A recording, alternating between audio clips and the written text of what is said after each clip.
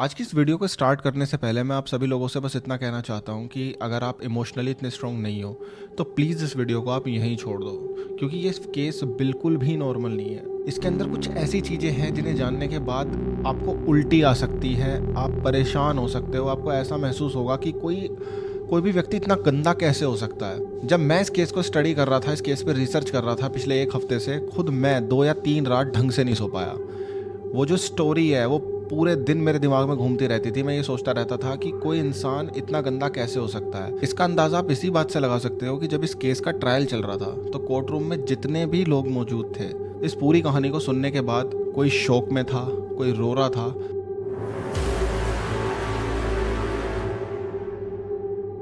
Lawrence Whittaker और Levi's Norris, यही वो 2 आदमी हैं जिनके बारे में ये पूरा केस है। नॉरिस जो था उसने बहुत कम उम्र से ही लड़कियों के साथ बदतमीज़ी करना, उनको छेड़ना स्टार्ट कर दिया था। इवन एक बार वो जब 16 साल का था तो अपने पेरेंट्स के साथ एक रिलेटिव के घर गया था, जहाँ पे उसने अपनी ही आंटी को सेक्सुअली असोल्ट करने की कोशिश की थी, जिसके बाद उसे वहाँ से भगा दिया गया था। कैलिफोर्निया मेंस कॉलोनी, दोस्तों यही वो जेल थी जिसमें इन दोनों की फर्स्ट टाइम मुलाकात हुई थी ईयर 1977 में। ये दोनों पहले से एक दूसरे को नहीं जानते थे। इस जेल के अंदर जब ये दोनों अपनी अपनी सज़ा काट रहे थे तो इनकी वहाँ मुलाकात हुई और ये वहाँ पर दोस्त बन गए। एक दूसरे से दोस्ती होने के बाद इन्होंने कॉन्वर्सेशन से स्टार्ट कर दी। ये दोनों एक साथ खूब वक्त बिताते थे।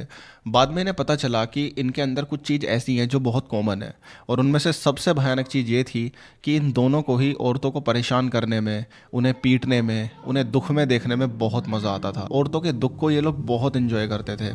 इवन इन दोनों ने बताया कि कैसे इन्हें रोती हुई लड़की देख के सेटिस्फैक्शन मिलता है। इवन नॉरिस तो पहले से ही बहुत सारे सेक्सुअल क्राइम्स को कमिट कर चुका था। उसे औरतों को पीटने में बहुत मज़ा आता था। बस अब उसे बिट्टेकर मिल गया था, जो कि उसका एक नया दोस्त था, जिसको वो अपनी ये सारी बातें दिल खोल के बता सकता था जेल में। बिट्टेकर के साथ इस तरीके की बात करने में नॉरिस को बहुत मज़ा आता था। धीरे धीरे बिट्टेकर का इंटरेस्ट भी इन सभी चीज़ों में बहुत ज़्यादा डेवलप होने लगा। फिर इन दोनों ने जेल में रहकर ही औरतों के खिलाफ बहुत सारे क्राइम्स को प्लान करना स्टार्ट कर दिया। इन लोगों ने ये प्लानिंग की कि जब हम जेल से छूट जाएंगे तो हम औरतों के खिलाफ किस तरीके से क्राइम करेंगे। ये सभी चीज़ ये लोग जेल में बैठ के प्लान करते थे, और इन लोगों ने प्रॉमिस किया कि जब हम इस जेल को छोड़कर बाहर जाएंगे तो हम बाहर जाकर एक दूसरे से मिलेंगे और फिर इन सभी क्राइम्स को कमिट करेंगे जो कि इन लोगों ने प्लान किया था। इवन बिट्टेकर जेल में रहकर ही एक डायरी को मेंटेन करता था, जिसमें वो अक्सर ये लिखता था कि अगर वो किसी लड़की को एब्डक्ट करता है या फिर फ्यूचर में रेप करता है तो पुलिस से उसे कैसे बचना है। उसका IQ लेवल 138 था। उसके पास में एक अच्छा खासा दिमाग था। मतलब जितने भी क्राइम ये फ्यूचर में करेंगे इन्होंने जेल के अंदर ये पहले से ही प्लान कर लिए थे। फिर कुछ महीनों बाद बिट्टेकर और नॉरिस जेल से रिहा हो गए। बाहर आने के बाद उन्होंने छोटी मोटी फैक्ट्रियों में काम करना स्टार्ट कर दिया। बाहर आने के बाद भी उनके जीवन में कोई बहुत बड़ा बदलाव नहीं आया। वो लोग अब भी क्रिमिनल एक्टिविटीज में इन्वॉल्व थे। सब कुछ नॉर्मली चल रहा होता है। फिर एक दिन नॉरिस को बिट्टेकर का एक लेटर मिलता है, जिस लेटर में एक एड्रेस था। बिट्टेकर चाहता था कि नॉरिस उस एड्रेस पे आके उससे मिले ताकि वो अपने फ्यूचर क्राइम्स को प्लान कर सके। नॉरिस बिट्टेकर से मिलने जाता है। एक दूसरे को देख के वो लोग बहुत खुश थे। उस दिन इन दोनों ने 2 काम करे। पहला, अपने क्राइम्स को प्लान किया, और दूसरा, GMC वेंड्यूरा नाम की एक गाड़ी खरीदी। इस कार की खासियत ये थी कि इसके अंदर कोई भी विंडो नहीं, और साथ ही इसके जो डोर्स थे वो स्लाइडिंग डोर्स थे। मींस आपने पुरानी इंडियन फिल्म्स में देखा होगा, जैसे किडनैपर्स यूज करते थे एक वैन को जिसमें स्लाइडिंग डोर्स हुआ करते थे। ये गाड़ी इन्होंने इसलिए खरीदी थी बिकॉज किडनैपिंग के दौरान ऐसे डोर्स को ओपन करना बहुत ईजी हो जाता है किडनैपर के लिए। ये सब चीज प्लानिंग के साथ हो रही। मींस गाड़ी कौन सी खरीदनी है, किस वक्त क्या काम होगा, ये सारी चीज वो लोग पहले से प्लान कर रहे थे। और बिट्टेकर ने इस गाड़ी को मर्डर मैक का नाम दिया था बिकॉज इसी गाड़ी में वो अपने सारे इक्विपमेंट्स, हथियार रखता था, जिससे वो अपने आने वाले विक्टिम्स की हत्या करने वाला था। इन दोनों के प्लान के अनुसार ये अपने सारे क्राइम्स बीच रोड पे करने वाले थे बिकॉज बीच रोड पे कोई भी पब्लिक ट्रांसपोर्ट की फैसिलिटी नहीं थी, और दूसरा, वहां पर जो भी औरतें घूमती थी या लड़कियां घूमती थी उन्हें अपने घर जाने के लिए लोगों से लिफ्ट लेनी पड़ती थी। तो इन्होंने ये प्लान किया था कि जब कोई लेडी हमसे लिफ्ट मांगेगी तो हम उसे लिफ्ट देंगे और बाद में उसे बहला फुसलाकर किसी सुनसान जगह पर ले जाएंगे और वहां पर उसका मर्डर करेंगे या रेप करेंगे। ये लोग अपनी प्लानिंग के लिए इतने डेडिकेटेड थे कि अपने क्राइम्स को कमिट करने से पहले इन्होंने 20 से 30 औरतों के ऊपर प्रैक्टिस की थी। लाइक ये बीच रोड पे अपनी कार को लेके जाते थे और जिस भी औरत को लिफ्ट की जरूरत होती थी उसको लिफ्ट देते थे और हर चीज को नोटिस करते थे। लाइक किसी औरत को अपनी तरफ अट्रैक्ट कैसे करना है, उसके साथ बिहेव कैसे करना है, रोड का डिस्टेंस कैसा है, किसी भी लेडी को कितनी आसानी से हम गाड़ी के अंदर बिठा सकते हैं। और बिट्टेकर इन सभी चीजों को अपनी डायरी में मेंटेन करता था। ये दोनों चाहते थे कि जब ये क्राइम करें तो वो एक परफेक्ट क्राइम हो। बिट्टेकर ने अपनी गाड़ी में एक बेड लगवाया हुआ था जिसके नीचे एक फ्रिज था। उस फ्रिज में कुछ ड्रिंक्स थी। बिट्टेकर को ऐसे लगता था कि अगर कोई लेडी उसकी गाड़ी में बैठेगी तो वो उन्हें ड्रिंक्स ऑफर करेगा, जिस ड्रिंक्स में नशीली दवाइयां होंगी और बाद में किडनैपिंग बहुत आसान हो जाएगी उसके लिए। और फिर एक शाम 7:45 ये दोनों बीच रोड पे घूम रहे थे और यही वो रात थी जिस दिन ये अपना पहला क्राइम कमिट करने वाले थे। लुसिंडा स्कैफर, एक लड़की जो उस शाम अपनी ग्रैंड मदर के पास जा रही थी, उस सुनसान रास्ते पे वो लड़की बिल्कुल अकेली थी। इन दोनों को लगा कि हमें इस लड़की को लिफ्ट देनी चाहिए और लिफ्ट के बहाने हम इसको गाड़ी में बिठा लेंगे और बाद में इसके साथ रेप करेंगे। लुसिंडा के मना करने के बाद बिटटेकर को बहुत गुस्सा आ गया, जिसके बाद इन दोनों ने उसे किडनैप करा और किडनैप के बाद वो उसे एक सुनसान जगह ले गए। उस सुनसान जगह पे पहले नॉरिस ने उस लड़की का रेप, उसके बाद बिटटेकर ने उस लड़की का रेप किया। फिर थर्ड टाइम जब नॉरिस उसका रेप कर रहा था तो लुसिंडा को ये तो पता चल चुका था कि वो लोग उसे जिंदा नहीं छोड़े, इसलिए वो उनसे प्रे कर रही थी कि प्लीज मुझे मारने से पहले इतना टाइम दे दो कि मैं अपने भगवान से प्रे कर सकूं। लेकिन वो लोग इतने क्रूअल थे कि रेप के बाद वो दोनों इस चीज पे लड़ाई कर रहे थे एक दूसरे से कि वो लुसिंडा को कैसे मारे। जहां बिटटेकर बोल रहा था कि हमें उसे आराम से मार देना चाहिए, वहीं नॉरिस बोलता था कि नहीं, हमें उसे इतना पेन देना चाहिए, इतना दर्द देना चाहिए ताकि वो चिल्लाए, ताकि जब वो चिल्लाएगी तो उन्हें सेटिस्फेक्शन मिलेगा, क्योंकि उन्हें खुशी मिलती थी जब कोई लड़की रोती थी। आपस में बहुत देर तक लड़ाई करने के बाद उन दोनों ने उस लड़की को मार दिया। इन दोनों ने एक लोहे के तार से उसके गले को घोंट दिया। वो तड़प रही थी, चिल्ला रही थी, जिसको ये दोनों एंजॉय कर रहे थे। इन्हें बहुत अच्छा लग रहा था जब वो चिल्ला रही थी। ये उसके गले को घोंटते रहे, वो तड़पती रही, लेकिन उसकी आवाज सुनने वाला उस पूरे जंगल में कोई भी नहीं था। गले को घोंटने के बाद भी जब वो नहीं मरी तो बिटटेकर ने अपने टूल बॉक्स में से एक पिलास निकाला और उसके बाद उसके गले को इस हद तक दबाया कि वो मर जाए। ये सुनने में बहुत अजीब लगता है बट ये सच है। लुसिंडा के मरने के बाद उन्होंने उसके शरीर को एक प्लास्टिक शीट में लपेटा और एक पहाड़ी से नीचे फेंक दिया। दोस्तों, ये स्टोरी सुनने के बाद ऐसा लगता है जैसे कि बॉलीवुड की कोई फिल्म चल रही है, लेकिन ये एक सच्ची घटना पर आधारित है। लुसिंडा के मर्डर के ठीक 2 हफ्ते बाद इन्होंने फिर एक लड़की को किडनैप किया। इस लड़की का नाम था एंड्रिया हॉल। हॉल उस रात रेडोंडो बीच रोड पे एक लिफ्ट का इंतजार कर रही थी, बिकॉज उस रोड पे किसी भी तरीके के पब्लिक ट्रांसपोर्ट की कोई फैसिलिटी नहीं थी।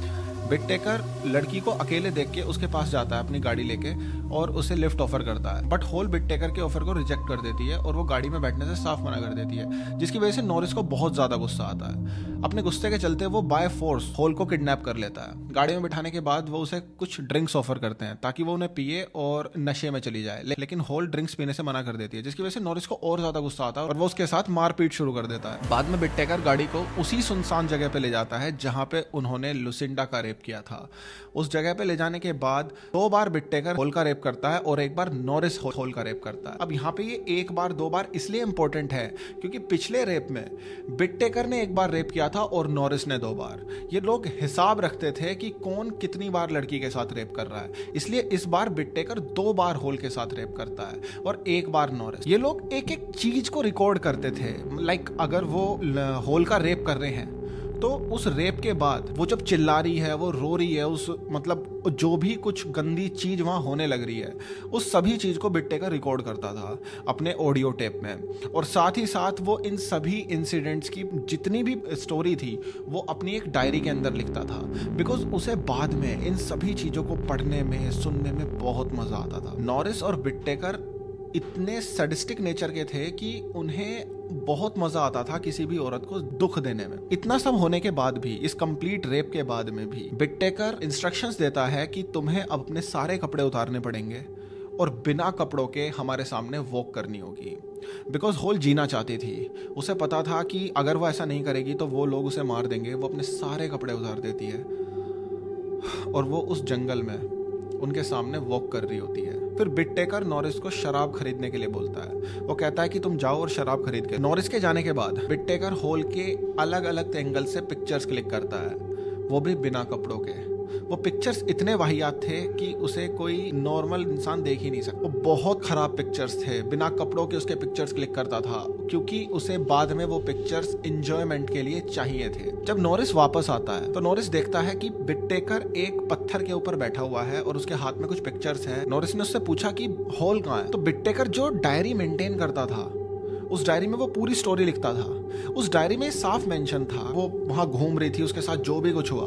उसके बाद हॉल पूरे तरीके से टूट चुकी थी, उसके अंदर कुछ भी नहीं बच रहा था, वो मॉरली बिल्कुल डाउन थी। बिटटेकर उसे ऑफर करता है कि तुम मुझे कोई ऐसा रीजन दो जिससे मैं सेटिस्फाई हो जाऊं और मैं तुम्हें ना मारूं, मैं तुम्हें छोड़। ऐसी सिचुएशन में वो लड़की जिसके शरीर पर एक भी कपड़ा नहीं है, उसे कोई देखने वाला नहीं है, कोई उसे सुनने वाला नहीं है, वो रो रही है, वो उसे अलग अलग किस्म के रीजन दे रही है कि प्लीज मुझे इसलिए छोड़ दो, अलग अलग किस्म के रीजन देती है। और जब वो पूरे तरीके से टूट चुकी है, क्योंकि अब उसके अंदर कोई बचा हुआ ही नहीं है, तो वो चिल्ला भी नहीं पा रही। और यहाँ इंपॉर्टेंट बात ये है कि बिट्टेकर किसी भी ऐसी औरत के साथ ज्यादा देर तक रुकता ही नहीं था जो चिल्ला नहीं रही, क्योंकि उसे केवल और केवल रेप से सेटिस्फेक्शन नहीं मिलता, उसके अंदर केवल सेक्सुअल अर्ज नहीं, उसे किसी भी लड़की के चिल्लाने की आवाज से बहुत ज्यादा सेटिस्फेक्शन मिलता है। और जब उसे ऐसा फील होने लगा कि अब होल उसके किसी काम के नहीं है, क्योंकि वो उसे सेटिस्फेक्शन दे ही नहीं पाई, क्योंकि वो चिल्ला ही नहीं रही, क्योंकि उसके अंदर एनर्जी नहीं बची, तो गुस्से में आके उसने अपने टूल बॉक्स से एक आइस पिक निकाली और वो उसके कान पे वार करना स्टार्ट कर देता है। लाइक वो उसके लेफ्ट ईयर के ऊपर बहुत तेज आइस पिक से वार करना स्टार्ट करता है। वो इतनी बुरी तरह उसे मारता है कि होल का जो स्कल था, उसके सिर का जो स्कल था, वो पूरे तरीके से टूट चुका था। उसका ब्रेन दिखने लगा था, उसके ब्रेन के अंदर जो भी कुछ था मैं बता नहीं सकता, वो सब बाहर आ चुका था। और उसने फिर लास्ट वार में उसको इतनी तेज मारा कि उसके लेफ्ट ईयर से उसने आइस पिक को अंदर डाला और वो राइट से बाहर निकल गया। ये कोई थ्रिलर मूवी नहीं है, ऐसा लग रहा होगा किसी थ्रिलर मूवी की स्क्रिप्ट में पढ़ रहा हूँ, नहीं, ये रियलिटी में हुआ है, ये सच में हुआ है। लॉरेंस बिट्टेकर नाम का इंसान सच में था, उसने अपने विक्टिम के साथ ये सच में किया था। और ऐसा करने के बाद वो यही नहीं रुका, उसने होल के प्राइवेट पार्ट्स के साथ बर्बरता करनी स्टार्ट कर दी। उसने उसके प्राइवेट पार्ट्स को पिलास से फाड़ना शुरू कर दिया, अपने अलग अलग टूल्स से उसको मारना शुरू कर दिया। उसका रेक्टम पूरे तरीके से फाड़ चुका था। ये सच में हुआ था। सुनने में बहुत अजीब है, बहुत ज्यादा क्रीपी लग रहा है। आप खुद, अगर तुम एक लड़की हो ना, तुम खुद इमेजिन करो कि तुम एक ऐसी जगह पे हो जहाँ पे तुम्हें कोई नहीं सुन सकता, तुम एक जंगल में हो, पहाड़ों के बीच में, और वहां पर एक आदमी है जो तुम्हारे साथ ऐसा कर रहा है। इवन वो तुम्हारी बॉडी के साथ ऐसा कर रहा है, तुम्हें मारने के बाद, तुम्हारा रेप करने के बाद में भी उसे सेटिस्फेक्शन नहीं मिल रहा। वो अब भी कुछ ना कुछ करना चाहता है, उसे खुशी मिल रही है, उसका शरीर टूटा फूटा कटा फिटा शरीर देख के उसे बहुत खुशी मिल रही है, और वो लगातार ये सब करते जा रहा था। जब नॉरिस ने बिट्टेकर को देखा जब वो पत्थर पे बैठा हुआ था, तो वहां बैठे हुए उसके हाथ में जो तस्वीरें थी वो पिक्चर्स होल की थी। होल की कुछ ऐसी तस्वीरें जो शायद एक नॉर्मल इंसान कभी देख ही नहीं पाएगा। और मैं वो पिक्चर्स की बात नहीं कर रहा जो उसने वॉक करते वक्त क्लिक करी थी, जब वो रो रही थी, उसके शरीर पे कपड़े नहीं थे, वो तो एक अलग बात हो गई। वो ऐसी पिक्चर्स देख रहा था जहां उसका शरीर पूरे तरीके से कटा फटा पड़ा था, जिसे एक नॉर्मल ह्यूमन बीइंग इमेजिन भी नहीं कर सकता। देखना तो बहुत दूर की बात है। उस लड़की के सिर से जब ब्लड आ रहा था, जब उसका ब्रेन पूरे तरीके से फट चुका था, उसे इन सब चीजों को देख के सेटिस्फेक्शन मिल रहा था। और ये सब करने के बाद जब उसको ये महसूस हो रहा था कि अब तो कुछ नहीं हो सकता, उसके शरीर के टुकड़े करने के बाद उसने उसकी बॉडी को उठाया और खाई में फेंक दिया।